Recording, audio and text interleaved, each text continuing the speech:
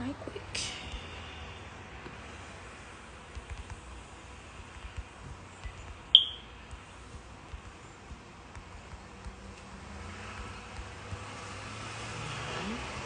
Hello, humble hearts. Welcome. This is a evening devotional. You're welcome to stay, learn a little something if you like. I like to give people thank you. I like to give people a 5-minute grace period. I understand some people are getting off work. Some people are probably just waking up, just hopping on Instagram. So I'm just going to give them till 6:05. And we're going to go ahead. Hi, Krishna. How are you? We're going to go ahead and give them a 5-second grace period. Our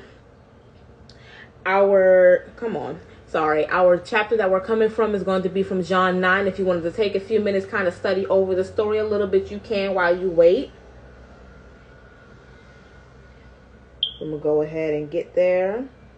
Now, one thing about John 9, I'm not going to lie, this story kind of made me upset at first. Hi, Wendy. Thank you for joining. This is our evening devotional. We're coming from John 9. If some of you might be familiar with the story, I'm not going to lie. Like I was saying, the story kind of made me mad when I first read it, but we're going to go through it. I'm just giving people kind of like a 5-minute grace period. You know, some people are just waking up. Some people are just getting off of work, so we're just going to wait. This is something I wanted to start with evening devotionals. I am Evangelist in Training Mahogany, if you don't know me. My parents run a ministry called, hi Krishna, I miss you too. My parents run a ministry called the Gospel Truth Ministries, where my mother is Pastor Sharice Whitaker. My dad is Bishop Willie Whitaker. And we have our services every first and third Sundays. And then for the rest of the Sundays, this month has 5 Sundays. It's my devotional Sunday. And I decided I wanted to do evening devotionals. And I chose Instagram because most of the young people are on here. Now, anybody could watch it. It doesn't matter the age. But I really like the young people to come in too, because they're the ones that question God, or the people that's trying to get to know God, or the people that knew God are trying to get back into God. So this is like for me to you, Every Sunday at 6, I'm going to go live on this Instagram page, 6 p.m. You get to learn something or relearn something. So if y'all want to read over the story, a lot of y'all might be, thank you for the follow, Wendy Armor Bearer. So a lot of people might be familiar with the story. Like I said, this story made me upset. I'd rather die for Jesus, okay? Jesus said, I don't need your help. He doesn't need our help. He doesn't need our help. You got to realize that Jesus can win the battle on his own. He came on the earth. He did what he was going to do, and he left. It's done. It's over with. So we got 2 more minutes if you want to read over the story. Give a couple of more people. I will be saving this live video, so it's going to be posted on my Instagram. It's going to be posted on my YouTube. I'm also on Facebook. I'm on Twitter, even though nobody really interacts with me on Twitter. That app confuses me. But I'm also on TikTok. If you have children, I know a lot of the young ones use TikTok. I have a TikTok. But this live video will be posted everywhere. My goal with this, I just want to encourage. I want to encourage. I pray that God the Holy Spirit dwells in me to teach you.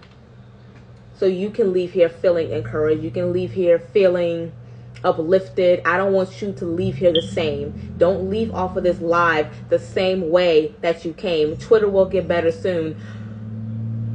I surely hope so. Because that app just confuses me. It just does not matter how many hashtags you use that are trending. It's like you get nothing. No likes, no comments, no mentions. Now, I'm not big off of likes and comments and mentions and stuff like that anyways.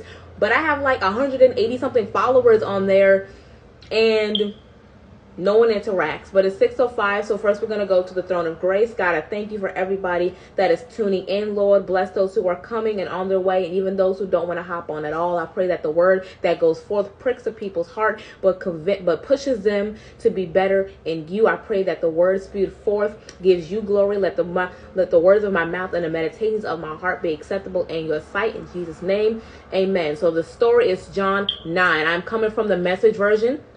I typically like to come from the Message version. King James was great and all of that, but Old English is exactly what it is. Old. So we're going to stick with new. And I also like the Message because it translates to how we speak, and I can better understand it that way. So it's coming from true blindness. It reads, walking down the street, Jesus saw a man blind from birth. His disciples asked, Rabbi, who sinned, this man or his parents, causing him to be born blind? Jesus said, you're asking the wrong question. You're looking for someone to blame. There is no such cause effect here. Look instead for what God can do. So here's the lesson in this. They see a blind man. They're just looking for somebody to blame. It's like another way of asking, did their parents sin in order for him to be born blind? Did the mom do something wrong? Did the dad do something wrong? Is the lineage cursed while he was born blind? The simple explanation is we don't know. We're not going to know everything. And with certain situations, God doesn't know what's an explanation. So that's why he said what he said. It's like you're asking the wrong question. You're looking for someone to blame. It doesn't have to be that the lineage is cursed. The parents could have been, hi Shauna, how are you? It could have just been that that's just how he was born. Some people are born disabled. Some people are born deaf. That doesn't necessarily mean that your family did something wrong. There are different reasons as to why a person is born the way they are. And that's why he was trying to redirect their focus. Like, you're focused on the wrong thing. We need to be energetically at work for the one who sent me here. Working while the sun shines. When night falls, the workday is over. For as long as I am in the world, there is plenty of light. I am the world's light. Jesus is the world's light. The world would be dark without him. It would be dark without him. It's because of him there can be a huge testimony in the end. That exactly, I say this all the time. Trials are tests that turns into testimonies. You can help somebody that's blind. You can help somebody that's deaf. You can help somebody, whatever your situation is, you can always help somebody else going through the same thing.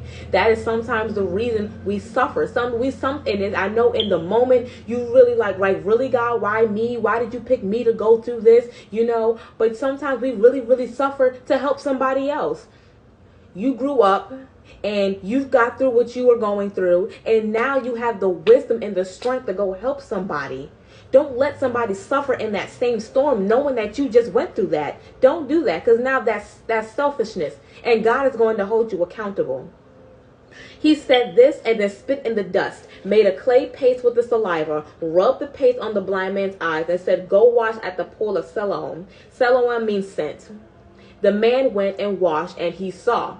Soon the town was buzzing. The town was always buzzing every time Jesus came. Every time Jesus came, the town was buzzing. His relatives and those who year after year had seen him as a blind man begging were saying, why isn't this the man we knew who sat here and begged? Others said, it's him all right.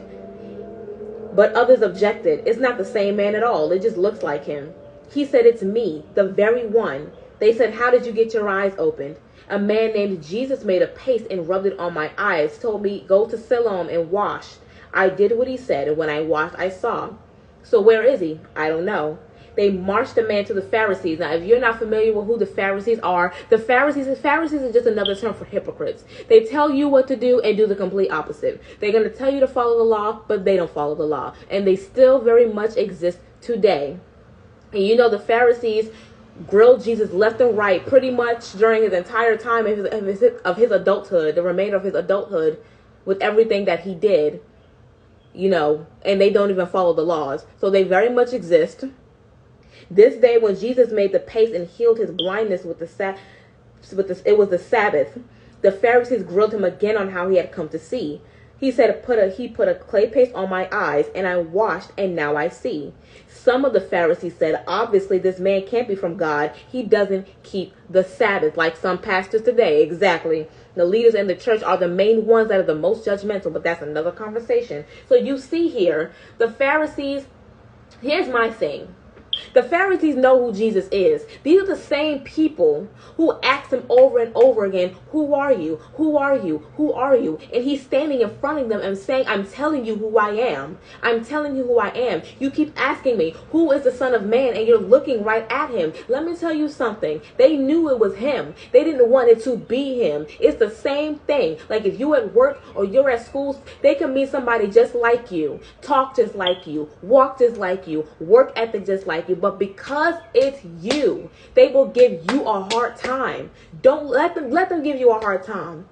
Jesus rose you up for a reason. Let people talk about you. Let the naysayers say what they're gonna say. They're gonna throw dirt on you in life. When you die, they're gonna throw dirt over the casket. Let it be what it's going to be. So they're gonna grill Jesus about keeping the Sabbath. Let me educate you on something.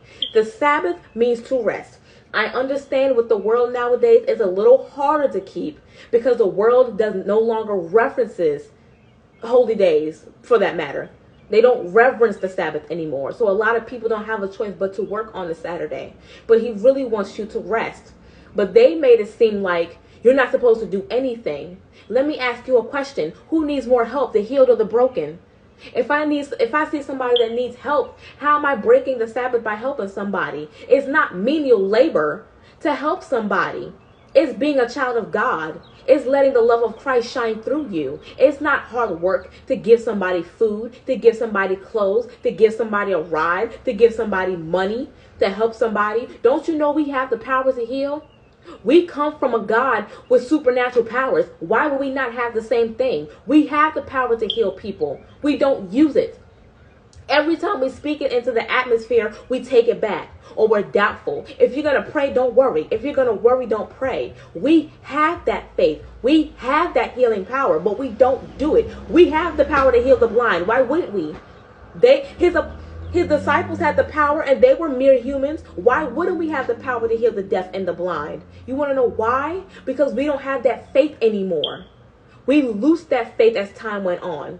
And the world is not the way it used to be. The reverence for God is not the same. The fear of God is not the same. The faith in God is not the same. We got to get back to the old church. We have to get back to the old church. So others countered, how can a bad man do miraculous God-revealing things like this? There was a split in their ranks. They came back to the blind man. You're the expert. He opened your eyes. What do you say about him? Now they're just trying to find a reason to blame.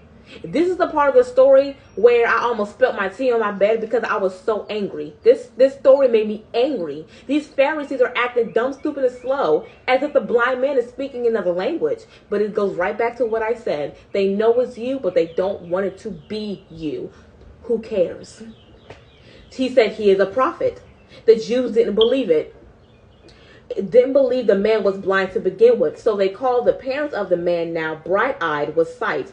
They asked them, is this your son, the one you say was born blind? So how is it now that he now sees? So you see how they're finding reasons to blame somebody? When a person has something against you, does not like you, for whatever their reasons are, you do something good, then you're in the wrong. You see it happen in everyday life. If I was walking around doing me, cussing and fussing and everything else, pants hanging below my waist, people barely say anything. But when I do what's right, I stand up for righteousness. I be the child of God that God created me to be. Now everybody has something to talk about. Why? Because they didn't want it to be you. People, they hunger for drama. They hunger for negativity. They feed off of that stuff. They feed off of it. And they did the same thing to Jesus. They were looking for a reason to blame him. They were looking for a reason to kill him. Little did they know it wasn't his time. They were looking for a reason to throw him in jail. There's a reason why they could never throw him in jail. Because he was sent from God. Come on. Pharisees still exist. Hypocrites still exist. Shaming us Christians now. Because we do what's right. We treat people right. We're aware of how we act. We're aware of what we do. We have the reverence for God. But they don't like to see that. Who cares what they like to see? If they don't like to see, they can close their eyes. It's not going to stop me from doing what's right on a Sabbath. I'm telling you, these people take things way too deep. Jesus is not that deep. I promise you. I talk to the man all the time. He's not that deep. You think God is sitting at the gates of hell waiting to throw you in there because you help somebody on the Sabbath? Please. You think God is going to cast you in hell because you had to work on a Saturday? Was that your fault? Bills don't pay themselves. As long as you get some kind of rest when you get home. That's not an excuse not to be a brother and a sister to somebody else. Be your brothers and your sisters' keeper. Be your brothers and your sisters' keeper like Jesus did. Jesus scrapped all of that old stuff. Jesus is the reason we have a chance to reign with him because the punishment for sin is death. Ultimately, the punishment, the wages of sin is death. So if I were you, I would tell the Lord, thank you, because we would definitely still be in the Old Testament if it had not been for his arrival. His parents said, we know he is our son, and we know he was born blind, but we don't know how he came to see. Haven't a clue about who opened his eyes. Why don't you ask him? He's a grown man and can speak for himself. His parents were talking like this because they were intimidated by the Jewish leaders, who had already decided that anyone who took a stand that this was the Messiah will be kicked out of the meeting place. This was why his parents said, ask him. He's a grown man. And that's what these churches like to do today. Though this is a different situation, they're ready to kick you out if anything you say or do contradicts what they're doing. We have Pharisees in the body of Christ, you know. We have Pharisees in the body of Christ. They stand behind the pulpit and preach the word, but they demean people that they've fallen out with. They demean people behind the pulpit. They go behind the pulpit, but they masturbating. They come behind the pulpit, but they cussing. But they have sexual immorality. They're committing adultery, jealous of things they don't have, worshiping false gods like money. Money isn't evil. The love of money is evil. There are very much Pharisees in the body of Christ, servants and leaders alike. That's why it lists in 1 Timothy all the qualities of a leader and why it lists all the qualities of a servant. And if I'm telling you the whole and exact complete truth, some of these leaders and servants ain't it. And they need to get sat down. And let the people who are ready to live for God rise up and do what they have to do. If everyone acted like that, the world would be a much better place. All you can do is watch, fight, and pray. We can't change how people act, but we can control our reaction. Just pray for them. There's nothing we could do. They're in God's hands. They're his children. And it's a shame that these churches are running people away because they like to live double lives. Why are you fronting in front of God like he can't see you? That never made any sense to me. You fronting in front of a man who holds your life in his hands. I'm sorry, but if I know that if I'm supposedly serving God and I am fully aware of the fact that he holds my life in my hands, meaning he can wipe me out at any time, I will be more careful of how I act. I will be more aware of how I treat people. I will guard the words that come out of my mouth. Hi, just journaling. I'm sorry if I said that wrong. I will be more aware of how I treat people, knowing that I'm serving a God who can just wipe me out with no reason, or has a reason, but I don't know the reason. People don't take that into account. People don't see things from God's perspective. It's always all about us. It's not all about you. Jesus didn't come here to die because it was all about you. We're here to give him glory. We're here to serve him by serving each other. It was never about you, ever. Release those selfish thoughts. He replied, I know nothing. No, I'm sorry, I'm in the wrong one. They called the man back a second time. This is where I started getting angry. The man who had been blind and told him, give credit to God. We know this man is an imposter. Do you? Now they calling him an imposter. So because Jesus helped somebody on the Sabbath, now he's an imposter. It's the same, like I'm going to keep on saying it.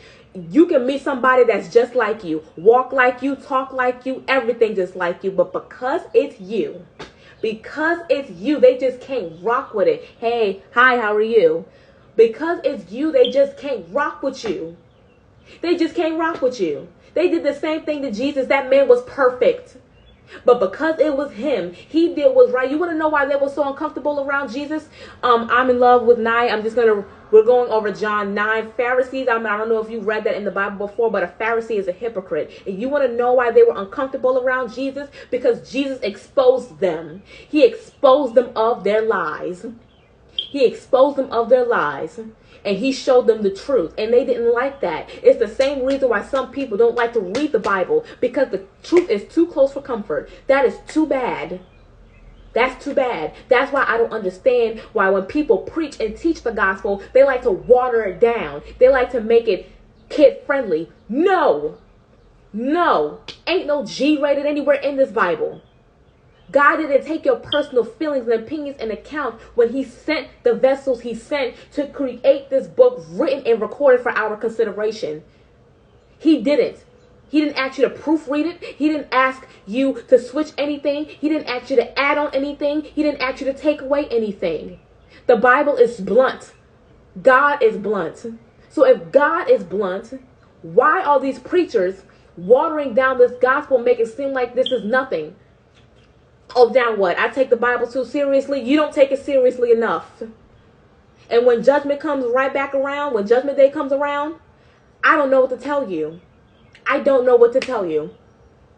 I don't think you're going to have much time to explain. You will have to give an account. I know that. But I don't think you're going to have much time to make excuses. So if I were you, I would get right immediately. They said, what did he do to you? How did he open your eyes? Now they're asking the same question over and over again. You know, you ever have somebody ask you the same question or in a different way or in the same way that they think that they're going to get the different answer? You're a fool for that. And they're a fool for that. Just like the Pharisees. The man replied, this is amazing. You claim to know nothing about him, but the fact is he know. Wait, well, I'm sorry. I skipped. I'm sorry. I'm going too fast. He replied, I know nothing about that one way or the other, but I know one thing for sure. I was blind. Now I see. They said, what did he do to you? How did he open your eyes? I've told you over and over again. I've told you over and over again, and you haven't listened. Why do you want to hear it again? Are you so eager to become his disciples? The minute they took God out of our schools, that's when everything changed. Yeah. Can I just give a little history lesson?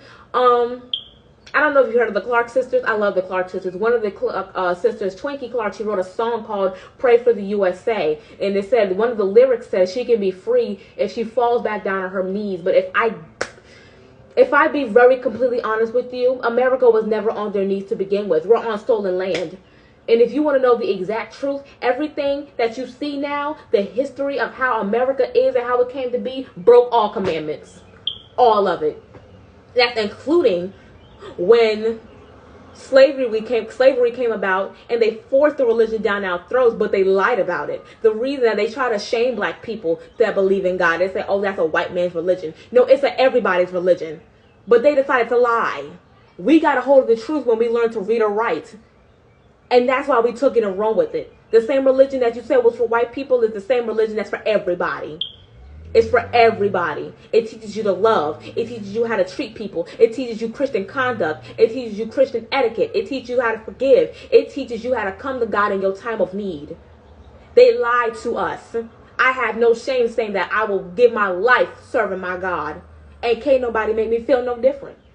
They can't make me feel any different. And see, when he said, are you so eager to become his disciples? He was calling them out on something. Like, think of the Pharisees as haters. Think of them as haters. Your haters are your biggest fans. Don't you know that? Your haters are your biggest fans.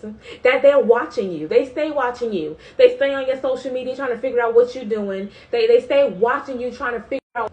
Sorry, they paused. But they stay watching your every move. Just like the Pharisees. That's why he asked, you all up on his behind. Do you want to follow him? It's the same thing with your haters. You all up on me. Are you trying to be friends with me? That's why you have to let the haters hate. And you pray for them. Love your haters. Love your haters. As hard as it is. Love them and pray for them. Pray for them. Believe me. At the end of the day, they are burning on the inside. They're jealous of where you are and who you are. God makes no mistakes. What's for you is for you. With that, they jumped all over him. Oh, now they about to cause a scene. You might be a disciple of that man, but we're disciples of Moses. We know for sure that God spoke to Moses, but we have no idea where this man even comes from. You know, sometimes the answer is right in our eyes and we just don't see it. Now, I know if you read the Bible, I know that y'all read the chapter where they was asking him who he was, and he was telling them and showing them over and over again who he was, and they just could not get it through their heads. He told them, you keep asking who the Son of Man is. That's because they weren't ready to receive. When a person isn't ready to receive, it doesn't matter what you say to them. It doesn't matter how you show them. They're not going to get it. Their thick skulls are not going to let it marinate. It's not even going to make it through the ear gate because they're not ready to receive it for whatever their reasons are. And that's okay. Whether you receive it or not, it's not my business. But God will hold you accountable. I guarantee you that. The man replied, "This is amazing. You claim to know nothing about him, but the fact is he opened my eyes. It's well known that God isn't at the beck and call of sinners, but listens carefully to anyone who lives in reverence and does his will.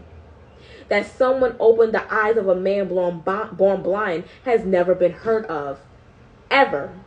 If this man didn't come from God, he wouldn't be able to do anything."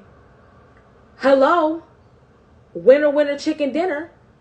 If we did not come from God, we would not be able to do anything. Not claiming that we are Jesus, because we're not. But in this instance with Jesus, if he was not the Son of Man, he would not have the power that he has. And that's what they were refusing to acknowledge. It's not that they didn't know. They knew. They didn't want to acknowledge it. They said, "You're nothing but dirt. How dare you take that tone with us?" They threw him out on the street. What they did is exactly how people treat us. When we prove them wrong, they don't like to be wrong. Hypocrites don't like to be wrong, even when they're in the wrong. That is so confusing. They don't like to be wrong, but they're in the wrong. And when a person tells them wrong and proves them wrong, they treat other people wrong. And that's how they stay in the wrong. But we'll let them believe that. Jesus heard that they had thrown him out and went out and found him. He asked, "Do you believe in the Son of Man?" The man said, "Point him out to me, sir, that I can believe in him." Jesus said, "You're looking right at him. Don't you recognize my voice?" "Master, I believe," the man said, and worshipped him. Jesus then said, "I came into the world to bring everything into the clear light of day, making all distinctions clear, so that those who have never even seen will see, and those who have made a great pretense of seeing will be exposed as blind." Listen to what he said. He said he came into the world to bring everything into the clear light of day, making all the distinctions clear. He's here to reveal. He's here to pull the covers off of everything that isn't what it is supposed to be. And God has been doing that too with some of these churches. That's another conversation. But he's here. He's pulling the covers on everything. That's what his arrival was for.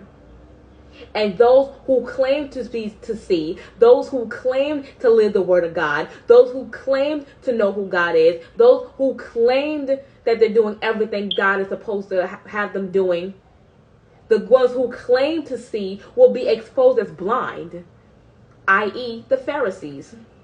And the ones who are blind, who don't know any better, will be made to see so they can start doing better. Do you see what's going on here? Some Pharisees overheard him and said, "Does that mean that you're calling us blind?" The thing is, he wasn't even talking to them. I tell this to people all the time. It was a general statement, but if you take offense to it, that's your conscience. He knew that was talking about them. Even though he wasn't talking to them, he was talking about them. And of course, their conscience swelled up, and so did their pride. It was like, "Are you calling us blind?" Jesus said, "If you were really blind, you would be blameless. But since you claim to see everything so well, you're accountable for every fault and failure." That's the last verse. So what he's saying here is, those who are blind, what are the examples of people who are blind? People who don't know about God. People who know of God but don't really know him. The people that don't know better. They don't know better. Nobody taught them right or wrong. Nobody taught them the right way to go. They grew up in an environment where they only learned the wrong way and they never learned the right way. And even if they died like that, God would not hold them accountable because you didn't know. God is not going to hold you accountable for what you did not know, but he is going to hold you accountable for what you did know. That's why he said, since you claim to see everything so well, you will be held accountable for every fault and failure. So since you claim to know God so well, since you claim to live that life so well, since you claim to dot every T and cross every I, you will be held accountable for every dot, every T that you don't dot and every I that you can't cross. Since you claim to know everything so well, you have to be careful. You have to be careful to not let your pride Take your pride out your throat. Because God will use that. You claim to see everything. Remember, you claim that you knew everything about me. You knew everything about the Bible from the back. You knew, and you were supposed to obey every single commandment. Then how come you didn't do this? How come you didn't help my people? How come you didn't feed my sheep? How come you didn't help the homeless? How come you didn't help the hungry? How come you didn't pray for your brothers and sisters? How come you didn't love on your brothers and sisters? How come you didn't do this? How come you didn't do that? Since you claim to see everything so well, we have to be careful. We have to be careful the words we speak out of our mouth, because God will show you ain't about that life. God will quickly show you you're not about that life. Oh, you claim to be about that life, but I'm going to show you that you're not. So if you don't have it together, get it together. Okay? Please get it together. It is my wish that we all reign with him in heaven. The sad reality of it is that not everybody is going to make it, but at least try. He's not looking for perfection. He's looking for progress. He wants you to do better. He wants you to do better. You question why he's sending COVID and all of these variants. This is why. And you still ain't learned. You still ain't learned.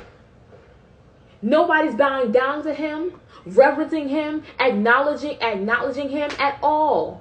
They don't talk to him. They don't spend time with him, but they can remember God's name when they need something. They can remember God's name when things go wrong. They can remember God's name when nothing goes right in their life. How about you remember God when times are good? Remember God when times are great. Remember God when your world isn't flipped upside down. That's what really matters. Your faith is supposed to be consistent. It's not so, even when everybody's faith is high when everything is going great, and as soon as it drops, you want to question God. Now you got to work on your faith. Your faith is not as high as you think it is. You have to be careful the words you come. Even I was guilty of that. Talking all this, that, and the third. I'll do this for God. I'll do that for God. I'll do that for God. But when it comes down to it and you get tested, you back off. No, God isn't looking for weaklings. He needs strong soldiers in his army, fully armored in the armor of God. We have to watch, fight, and pray. This is a war. The enemy will do anything to make you think you are less than what you are. In God's eyes, you are royalty. You are the apple of God's eye. Why do things happen to good? Why do bad things happen to good people? I don't know. And I wish we as Christians would learn that we don't have the explanation to everything. Everything cannot be explained. It can't be explained. We're born into a life of sin. You can thank Adam and Eve. If you want to have a conference call with them, if you get to heaven, you can do that. If God allows it. But it started from the beginning of time. Bad things are going to happen. You cannot control it. Life is uncontrollable. You have to learn to wake up, thank God, and let life happen. Let life happen. Gotta go to dinner. It's ready. Preach it, my sister. Thank you for tuning in. I pray that God be with you and that God protects your house and neighborhood as you sleep through the night. He's trying to tell y'all, this is not the time to be playing. We have to get it together. We're not going to be perfect. He doesn't want you to be perfect. But he loves you so much. So much. So much. He wants you to get it together. It's his wish that you reign with him. It is his wish. But you have to get it right first. You have to get it right. So that concludes our devotion. I thank you for those who tuned in. I pray that it's something that was said to stick with you, because I love you. If I didn't love you, I would not have done this. I come up with a million different ways to preach and teach the gospel to you, because it's also my wish that you reign with him. If I didn't love you, I would not be doing this. Great devotion. Thank you. Thank you so much. Like I said, I'm posting this video everywhere. If you ever want to go back and watch, I'll be back next Sunday right on this page at 6 p.m. I pray that God protects your house and your neighborhood as you sleep through the night, and that something was said that pricked your heart, something that healed you, encouraged you, and just to keep you strong. I know we're living in the upside down right now. I get it. But God still sits high and looks low. He's still in control. He is still in control. Help those who are blind. Help them to see. And if you see, don't go blind. God will hold you accountable. I thank you. I love you. Shalom. And I will see you next Sunday.